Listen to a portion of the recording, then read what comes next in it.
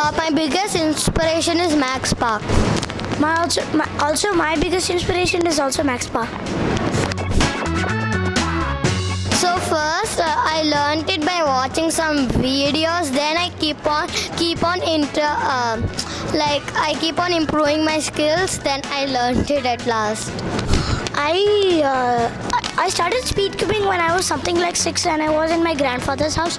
I just saw this cubing video on YouTube. Come on now, dog. I will just keep some medicine which makes it listen, and I just teach it.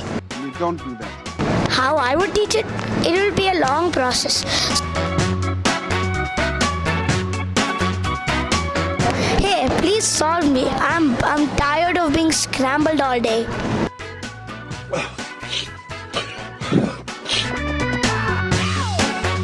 My cube is very pathetic. Emotional, damn it.